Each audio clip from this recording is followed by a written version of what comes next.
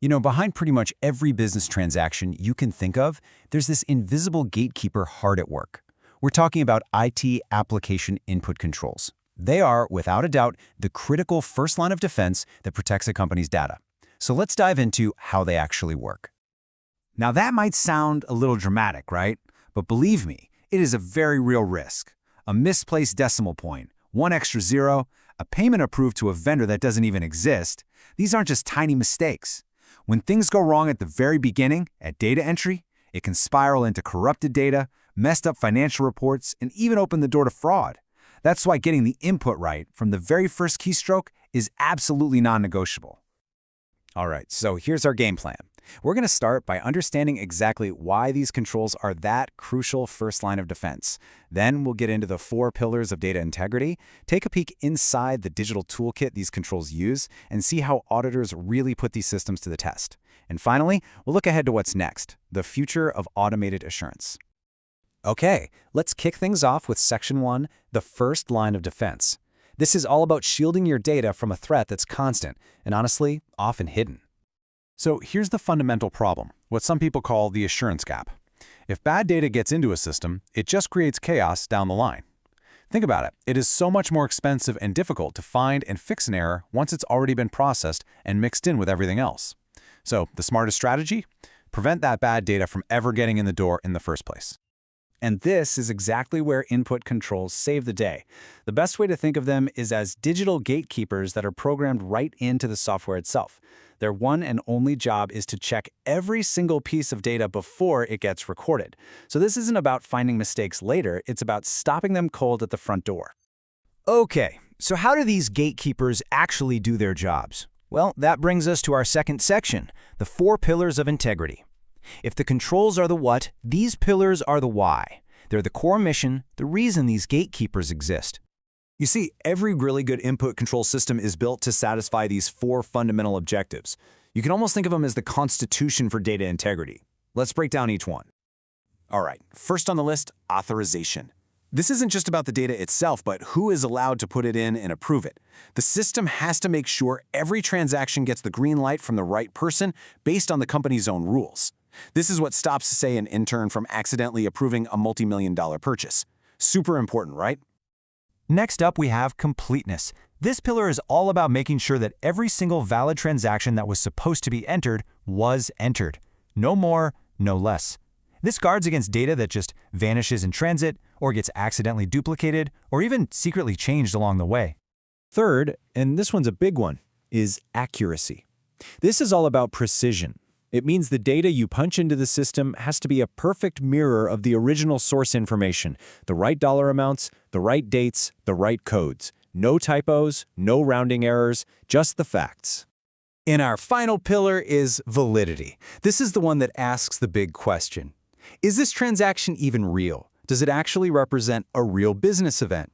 This is the gatekeeper that slams the door shut on made-up entries, like an invoice from a company that doesn't even exist. So we've got the why, right? But what about the how? How do these gatekeepers actually enforce all these rules? Well, they have a specific set of tools for that. Welcome to Section 3, the Digital Control Toolkit. Okay, let's talk about a classic tool, the range check. It's so simple, but it's incredibly powerful. The system is programmed with an acceptable upper and lower limit for whatever you're entering. So, for example, you could set a rule that rejects any purchase invoice over $50,000. If someone tries to enter $50,001, bam, the system just rejects it automatically. It's the company's rules, hard-coded right into the software. No exceptions. Here's another really clever one, closed-loop verification. You've probably seen this yourself, right?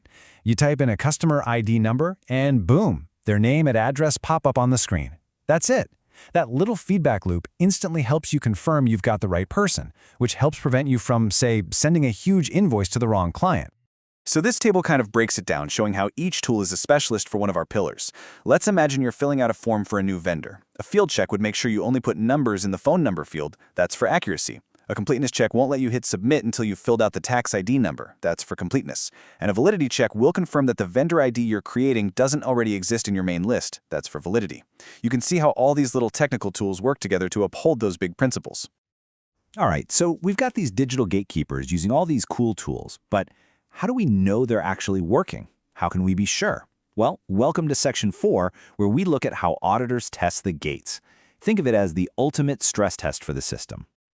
Well, the gold standard for testing this stuff is something called reperformance. Basically, auditors don't just ask if the controls are there. No way. They actively try to break them. They create their own set of dummy transactions, and they run them through the actual system to see with their own eyes if the controls do what they're supposed to do. And this test data isn't just random numbers. Oh no.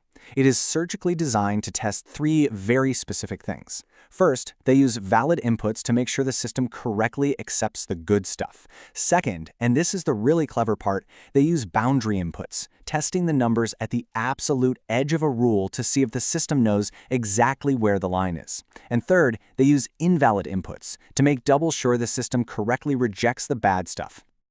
So let's circle back to that $50,000 purchase limit we talked about. An auditor would test an input of $49,999 and expect it to be accepted. They'd test exactly $50,000, which should also be accepted. But here's the real test: $50,001. The expected response has to be a hard rejection. If the system lets that through, well, the control has failed its stress test. Now, this kind of manual testing is super powerful, but it's changing.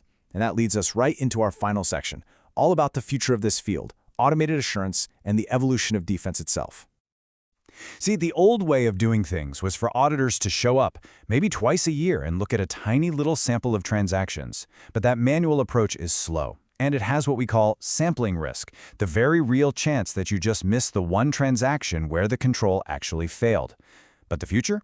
That's all about automated assurance, where monitoring isn't just periodic, it's happening all the time, 365 days a year. It doesn't look at a sample, it looks at everything. And this right here is the absolute game changer. 100% automated systems don't need to take samples, they test the entire population. Every single transaction gets monitored in real time. This doesn't just reduce that sampling risk, it completely eliminates it. You get a complete, continuous picture of how your controls are working 24/7. So what does this all mean? Well, here's the really crucial takeaway. As automation gets better and better, the risk of a person making a simple typo starts to go down. And as that happens, the focus of risk management has to shift. We stop worrying so much about the person entering the data and start worrying a whole lot more about the integrity of the automated system itself. Was it designed correctly in the first place, and is it properly protected from being changed by someone who shouldn't be? And that leaves us with a really important question to think about for the future. As our digital defenses and gatekeepers get smarter and more automated, is the biggest threat to our data no longer just a simple human error, but maybe a flaw in the human design of the very systems that are meant to protect us? It's a fascinating shift in how we have to think about risk in this new automated world. Thanks for joining me for this one.